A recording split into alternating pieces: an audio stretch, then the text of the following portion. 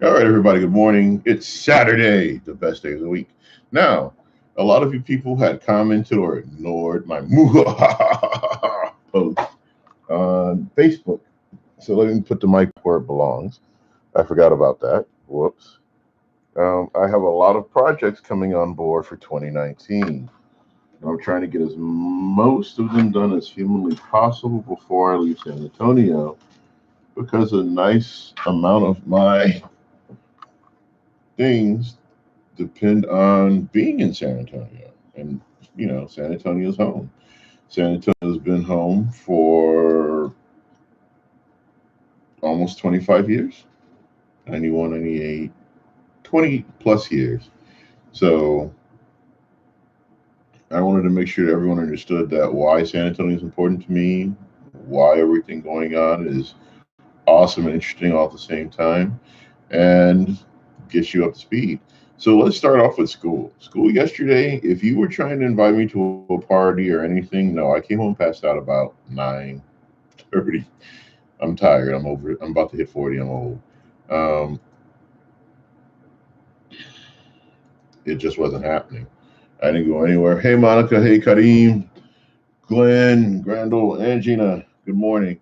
So, as always, I am making a plug for my YouTube channel. Please go there. You can watch the video.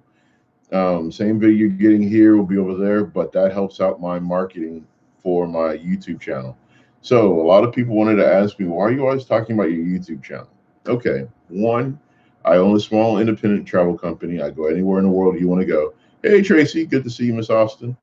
I go everywhere in the world you want to go. Matter of fact, I have to do a quote for a teacher that wants to go to Austria to Salisbury to go see castles. Hey, man, it's good. It's finally, you can see me, you can talk to me. Um, and why I'm always going on about my YouTube channel. First and foremost, I'm a small business owner. I can't do nonprofit because of certain things that are stipulated for travel agencies. There's not a nonprofit travel agent.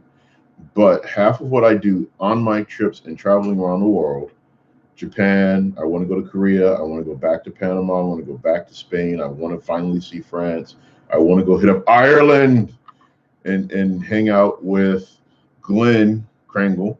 If I pronounce his name right, please let me know.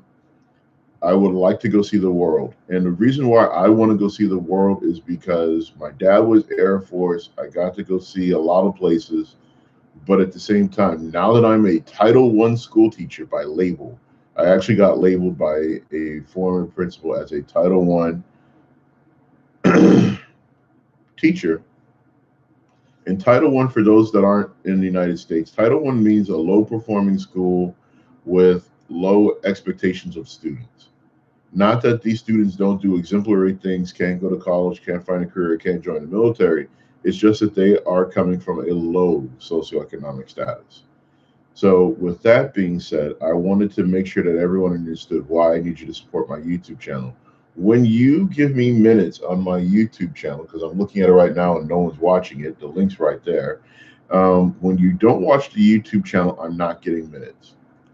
So basically, I did the math. If I could get 1,000 people around the world to watch my YouTube channel for an hour, that would give me 3,000 hours.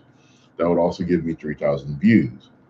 That would also give me a Google account manager on behalf of YouTube to manage my brand in Ireland, and I could start getting funding.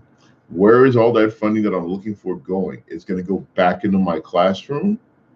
It's going to help me get new customers to launch my business.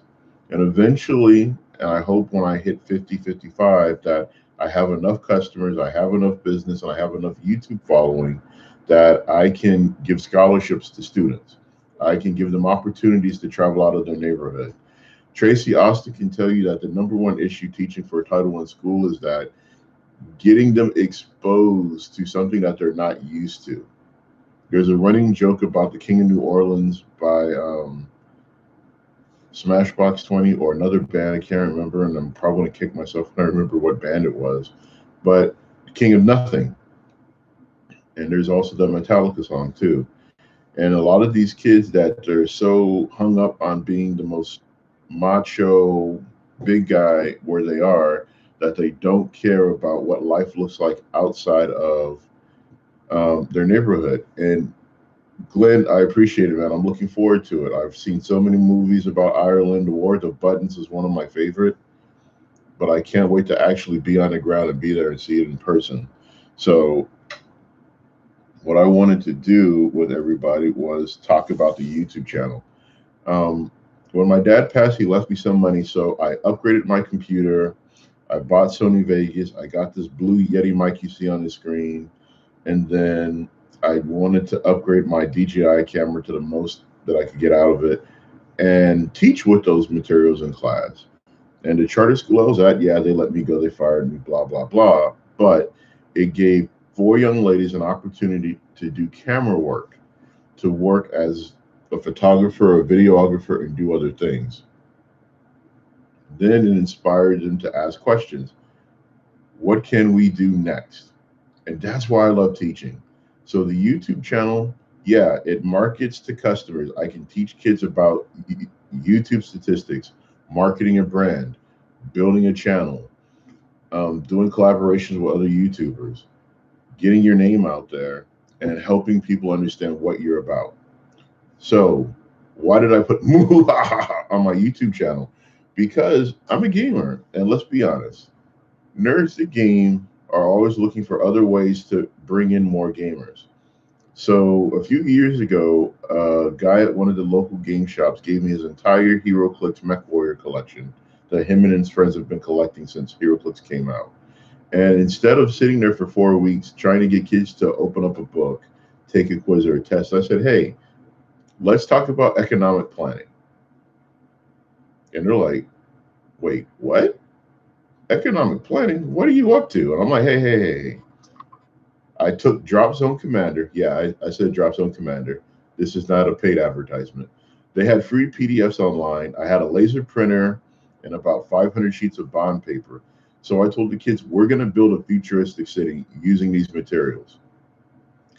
$60 at Hobby Lobby, couple drums of laser printer toner, and we had built a city. So the kids are sitting around for a couple of weeks and they're learning how to fold, how to cut, how to shape. And I said, okay, here's how much it costs to build a building. This is how much they charge in rent.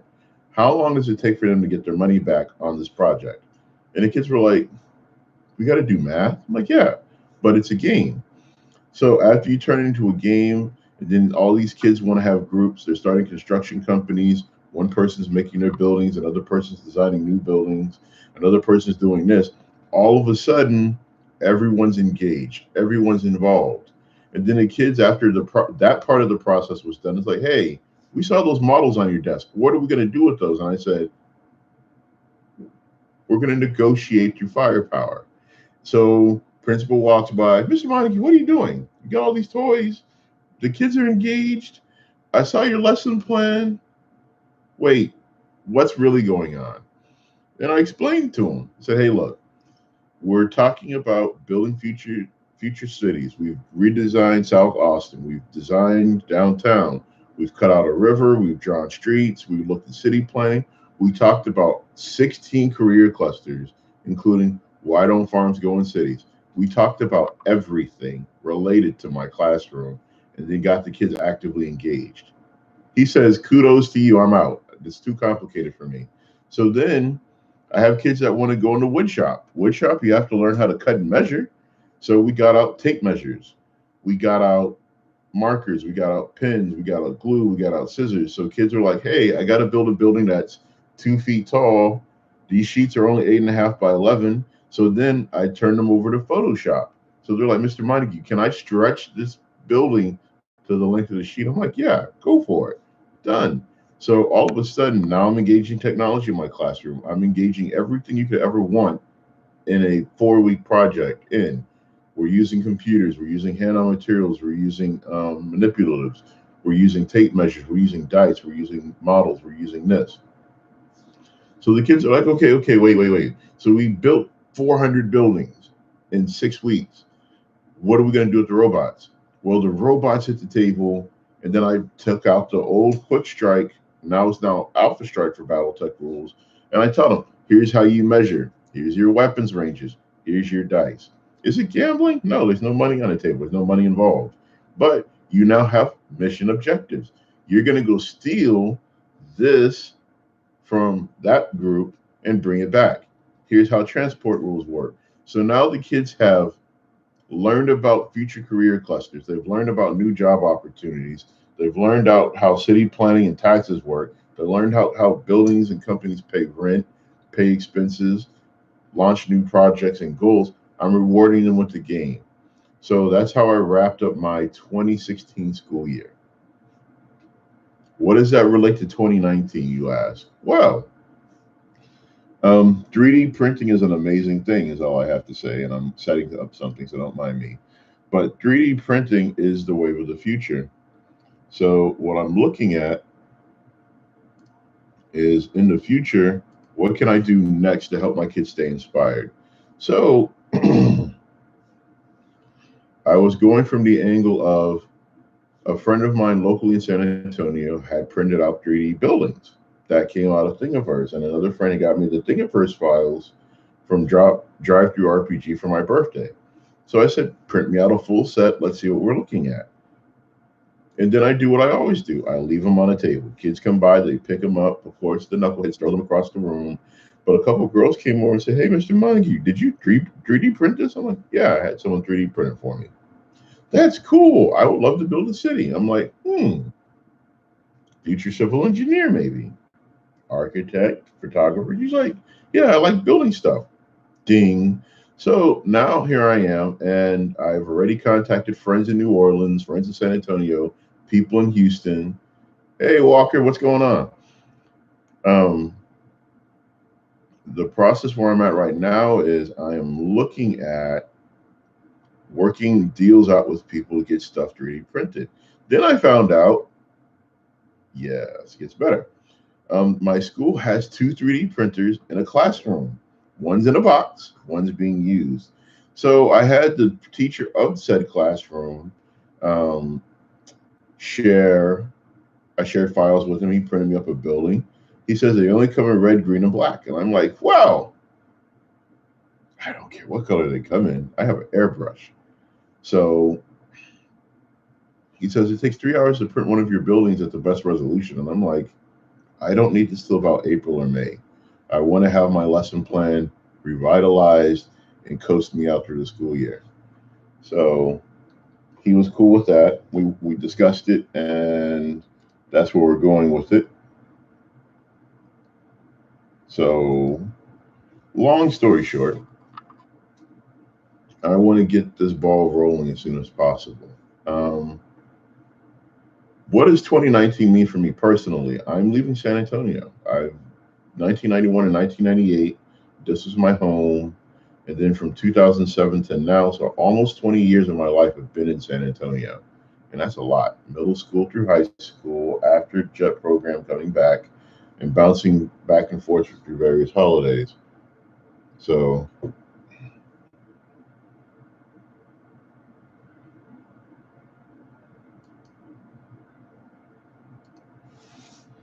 um, I'm not necessarily right now ready to give up everything and move, but my parents have passed on. They're buried together here in San Antonio, Fort Sam National Cemetery.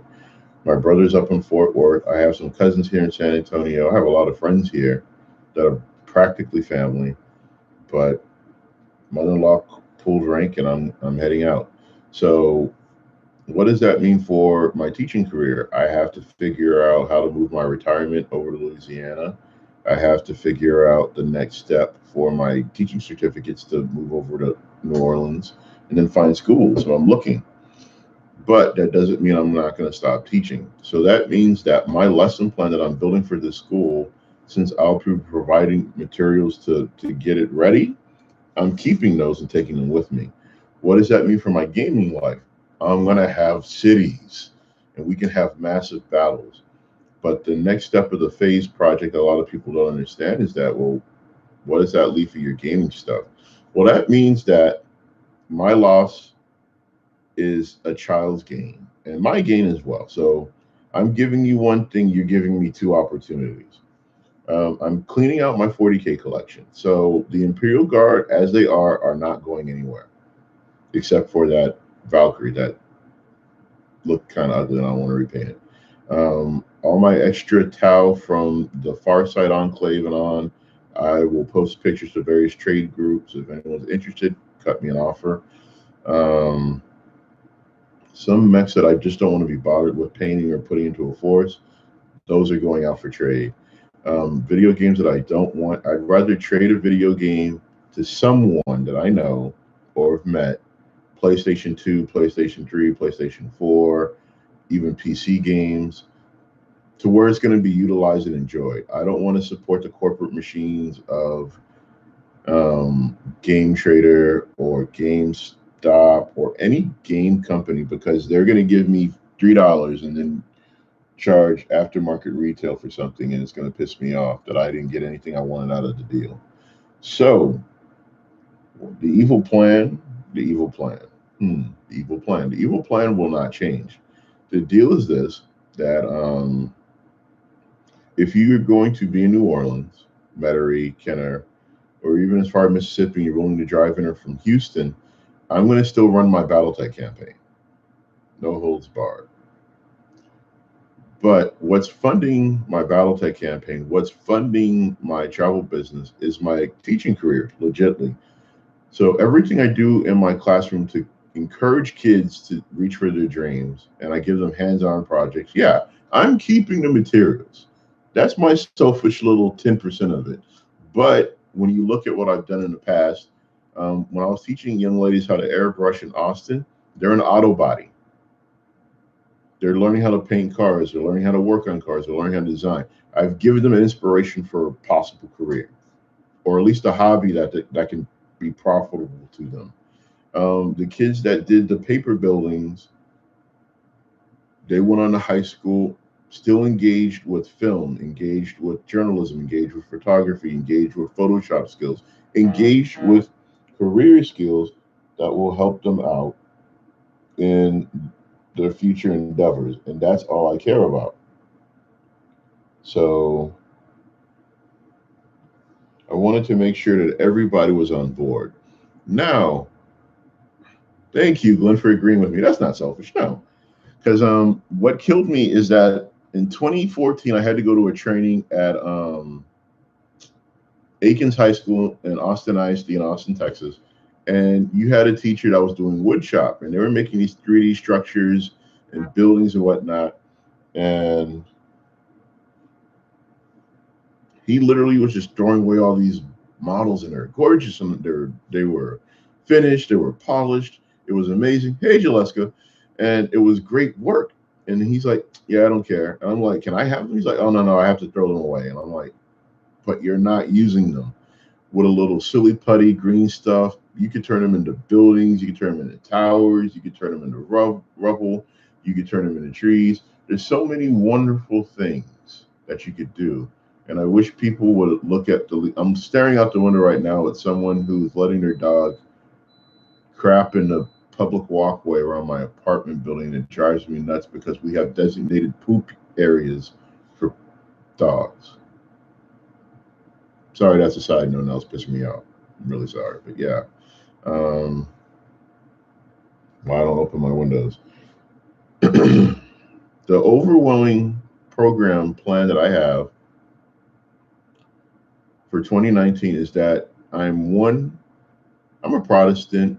I protest, and don't take it the wrong way if you're Catholic or any other Christian denomination, but I advocate strongly for my students as well as I advocate for myself.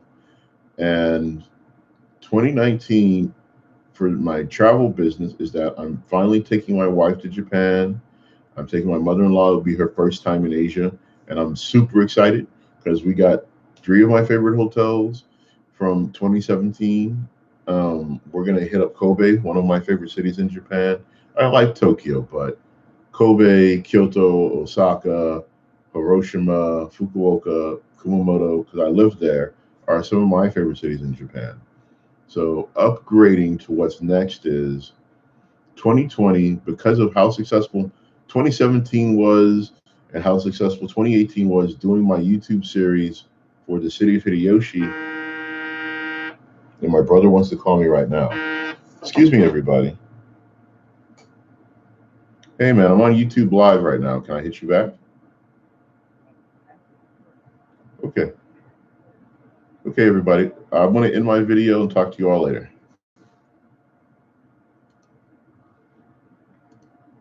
Okay, talk.